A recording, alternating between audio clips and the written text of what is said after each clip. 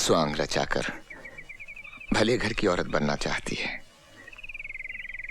आखिर चला दिया चक्कर उस बेचारे रवि पर। कम साथ बाजारू औरत। हम बाजारू औरतें सेठ, तुम जैसों की घरेलू औरतों से तो बेहतर ही है ना। तुम तो अपनी औरतों से कुछ भी मनमानी करते हो और हमें रुपए भी देते हो और तलवे भी चाटते हो। कम सर्फ, अपनी औकात से बाहर निकल रही।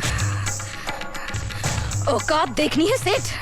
हाँ देखनी है तो चलो चैलेंज फेंकती हूँ मैं तुम पर। अरे हाथ उठाना तो दूर, तुम सिर्फ एक बुरा लफ्ज निकाल कर दिखाओ मेरे बारे में। राम कसम, अगर पूरे बाजार में इसी छड़ी से मारते मारते तेरे घर तक ना ले गई ना तो कचरी नाम नहीं मेरा। अगर हिम्मत है तो बोल, बोल कर दिखा। मैं मुंह नहीं लगना चाहता तुम जैसी औरतों के। अरे सेठ, औरतों को पांव की जूती समझना छोड़ दे। जिस दिन सर पर पड़ेगी ना तो बेभाव की पड़ेगी। बात करता है साला। हाँ? अरे औकाती क्या ससुरी की, कहो तो जान से मरवा दे। नहीं, वो सजा ठीक नहीं होगी उसके लिए। उसे फिर उसी नाली में जाना होगा। बोटी बोटी बिकेगी उसकी। घिसट घिसट कर, रेंग रेंग कर, सड़ सड़ कर मरना होगा उस बदसौत को। वो सदा ठीक होगी उसके लिए। कर दिया है बंदोबस्त उसका। क्या हुआ बेटे? क्या हुआ? कौन? मैंने नहीं जाना। मैं खिलाऊंगा तुझे खेल, मैं खिलाऊंगा। मैं बोलूं? अरे नाच पीटी सत्यानाश हो तेरा। तने घर बसाने के लिए भेजा था मैंने, रुपयों कमाने के लिए भेजा था, रुपयों कमाने के लिए। पर तेरे कमी ने अभी से हराम का बीज भर लिया पेट में। आ रहे खबरदार माई, खबरदार, इसे हराम का मत कहना। मैं हूँ हराम की तो मैं हूँ, क्योंकि न तन्हें पता है न मने पता है कि मेरा असली बाप कौन है। ये तो एक शरीफ इंसान का बच्चा है जिसने प्यार किया है मुझसे। हाय हाय हाय हाय, मैं तो बोलूं प्यार करे है तन्ने, घरवाली समझे है तन्ने। अरे हराम की, जाके बोल असलियत बता के तू धंधे वाली है, नाचने वाली है, तब देखूं कितना प्यार करे है वो तुझे। हराम की जाई, मैं तो बोलूं संता मिटा दे हराम के इस बीज को। तेरी तो कमी नहीं। खबरदार संता, हाथ भी लगाया तो काट के फेंक दूंगी। तो जैसे 25 को सीधी कर चुका हूं मैं अब तक। टांगे तोड़कर डेरे में भी डाल दूंगा ना तो भी घाटे में नहीं रहूंगा। अरे ना रहे नाचने लायक, 20-25 दिन भूखी रहेगी तो खुद ही दिमाग ठिकाने आ जाएगा। ए बस रख कस के पकड़ के तो रख। पहले इस बला को निपटा दो जिसकी वजह से इतना कूद रही है। कन्ने काट जा वरना यहीं के यहीं खेल जाऊंगा। क्या लगती है तेरी? मेरे होने वाले बच्चे की माँ।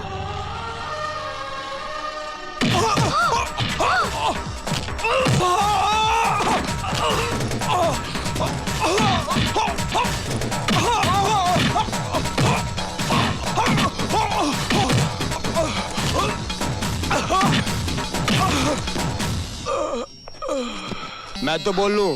ना हुकुम, आप कुछ ना बोलो जी। टन टन टन टन टन तारा चलती है क्या 9 से 12। ये ले नहीं, ये ले।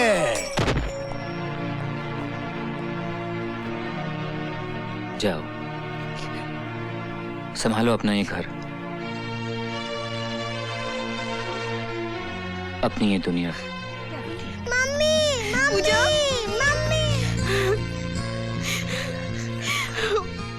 हमने कभी मत छोड़ के जाना मम्मी, मैं नहीं रह सकती। नहीं बेटे, नहीं, नहीं जाऊंगी, नहीं जाऊंगी, नहीं जाऊंगी, नहीं जाऊंगी। बस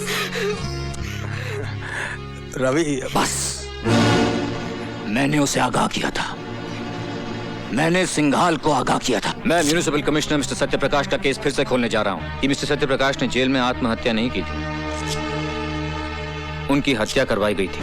और मैं इन सफेद पोशों के काले कारनामों को सारा कच्चा चिट्ठा कल अदालत में खोल कर रख दूंगा। पूरे सबूतों के साथ। नहीं, ये नहीं हो सकता। रवि के पास हमारे खिलाफ जो भी सबूत हैं वो खत्म होने चाहिए। सिंघाल साहब, हमने तो रवि का पूरा ऑफिस छान मारा, लेकिन हमारे फाइलें, हमारे कागजात, ऑफिस सब गायब है। कहीं हमारा नक्शा न पलट जाए।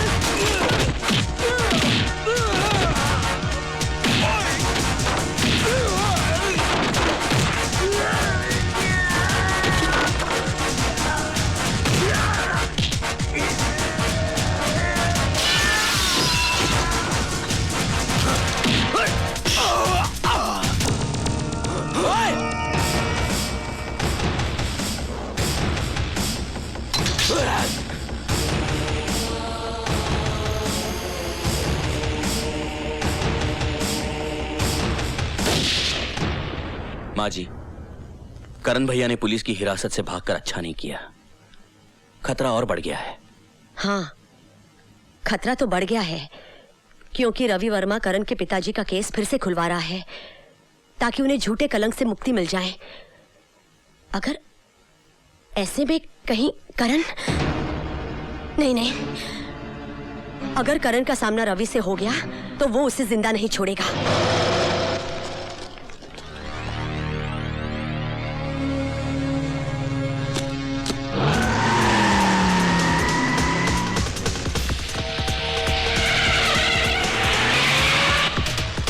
चल जल्दी रवि।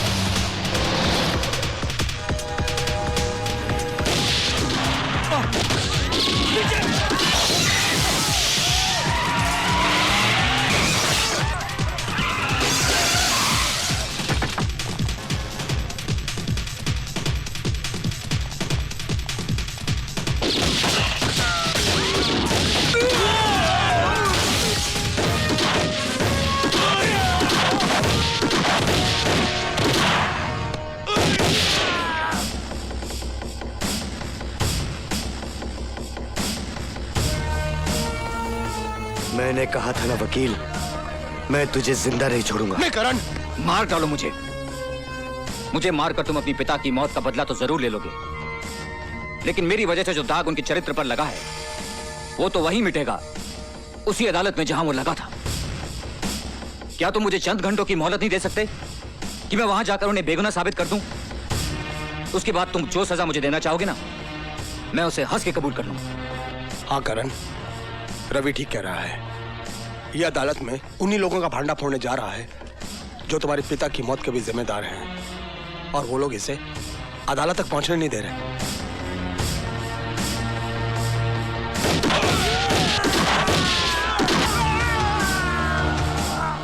चल अदालत। दुनिया की कोई भी ताकत तुझे अदालत पहुंचने से नहीं रोक सकती।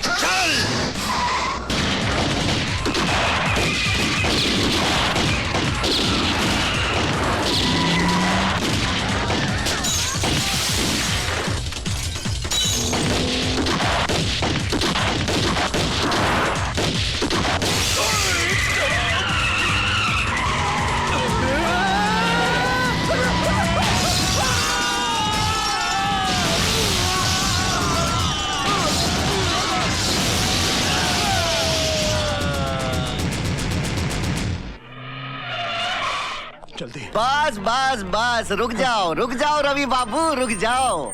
यहाँ तक आ गए, बहुत आ गए। अब इस रेखा को मत लांघना। एक रेखा ही तो लांगी थी सीता मैया ने। आधी रामायण दुखों में गुजर गई।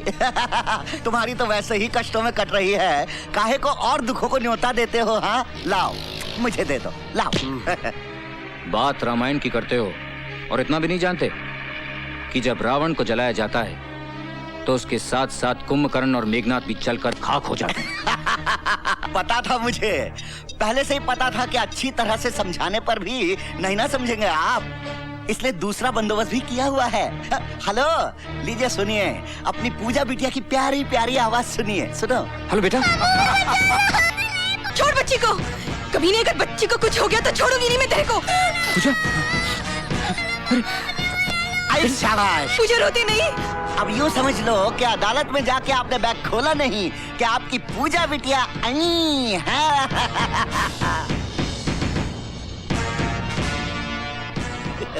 हरामजादे, तू क्या समझता है कि तू मौत का नंगा नाच नाचेगा तो मैं डर के अपने इरादे बदल लूंगा?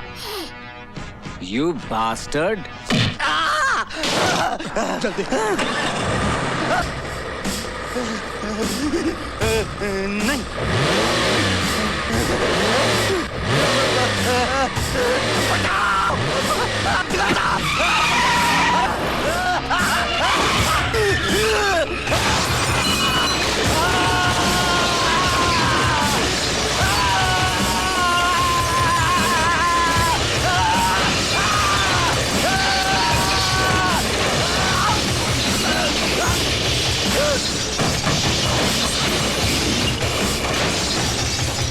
मुझे कुछ समझ में नहीं आ रहा मिलॉर्ड, क्या आज कमिश्नर सत्यप्रकाश को चरित्रवान साबित करके मिस्टर रवि वर्मा क्या हासिल करना चाहते हैं, जबकि एक दिन खुद इसी अदालत में खड़े होकर इन्होंने कमिश्नर सत्यप्रकाश को रिश्वतखोर साबित किया था और हमने इनकी जोरदार दलीलों पर तालियां बजाई थी। काश आपने वो तालियां नहीं बजाई होती। काश जिस दिन मैंने पहली बार झूठ को जिताया था और सच को हराया था, लोगों ने तालियों के बजाय मेरे मुंह पर थप्पड़ मार दिए होते तो आज ये नौबत नहीं आती। और अब तो ये आम बात है मिलॉर्ड कि झूठ बोलने वाले को ताली मिलती है और सच बोलने वाले को थप्पड़। और उस दिन यही हुआ था मिलॉर्ड। उस दिन मेरी झूठी दलीलों को सुनकर लोगों ने वाह वाह की थी और उस संत जैसे आदमी पर पत्थर मारे।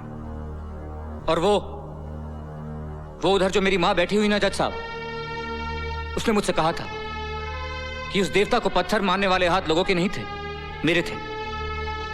और उसने बिल्कुल ठीक कहा था जज साहब, ठीक उसी तरह जैसे सत्यप्रकाश जी का कत्ल फांसी के फंदे से नहीं हुआ था। उस कत्ल के असली मुजरिम वो थे जिन्होंने फंदे बनाने वाले हाथों को खरीदकर उनका खून करने के लिए भेज दिया। भाषण बहुत हो गया मिस्टर रवि वर्मा। अगर आपके पास कोई नाम है और उसके खिलाफ कोई सबूत है तो पेश कीजिए, वरना खामखा अदालत का वक्त बर्बाद मत कीजिए। हाँ है, मेरे पास हर वो सबूत है। लीजिए उनके सारे काले कारनामों का कच्चा चिट्ठा मैं आज अदालत के सामने पेश करता हूं।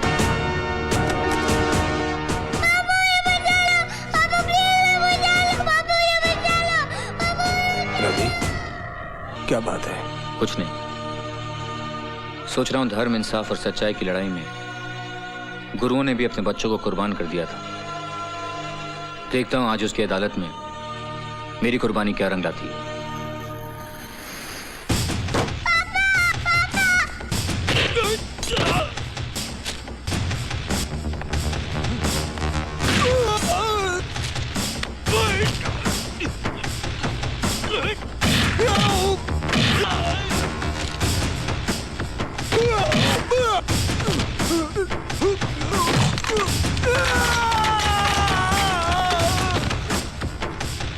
छोड़ बच्ची को, बहुत बुरा होगा तेरा। छोड़ बच्ची को, कभी नहीं। छोड़ दे बच्ची को, छोड़। बुरा। पूजा।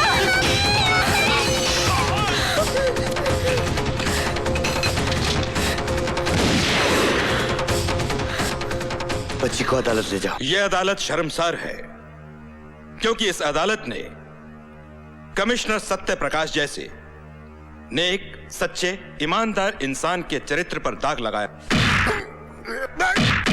हम उनके मरणोपरांत उनसे क्षमा याचना करते हैं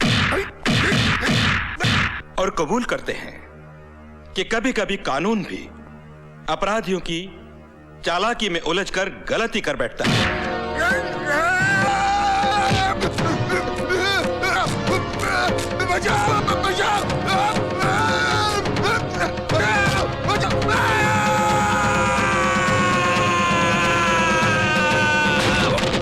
अदालत ये हुक्म जारी करती है कि कमिश्नर सत्य प्रकाश के खून के इल्जाम में तेजेश्वर सिंघाल को फौरन हिरासत में लिया जाए और इन पर बाकी मामलों के मुकदमे चलाए जाएं। रवि, पूजा।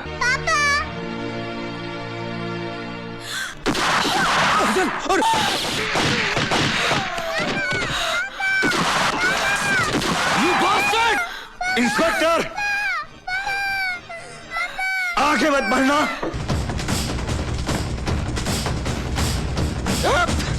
आगे हट जाओ, जाओ। हट जाओ।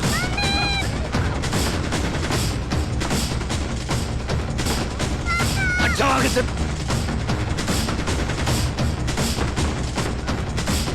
हट जाओ। सिंघाल, पूजा को छोड़ दे। सिंघाल, अपने आप को कानून के हवाले कर दो। तुम यहां से बचकर नहीं जा सकते। होश करो, मैं कहता हूं।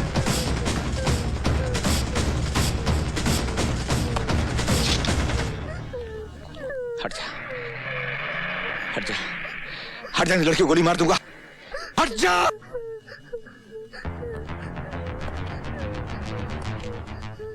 इंस्पेक्टर, बंदूक फेंक दे और अपने आदमियों से कह दे कि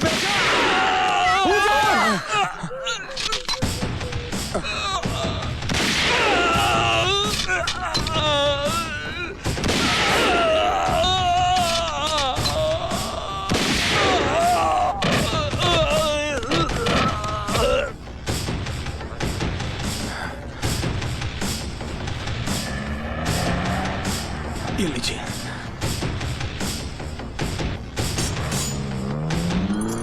चलिए करण भैया। मेरा हिसाब फिर भी तुझ पर बाकी है वकील। हाँ मुझे याद है, लेकिन इसके लिए तुम्हें जेल से छूट के आना पड़ेगा। और तू क्या समझता है, कानून मुझे छोड़ देगा? नहीं। हाँ, छोड़ भी सकता है, बशर्ते तुम्हें कोई अच्छा सा वकील मिले।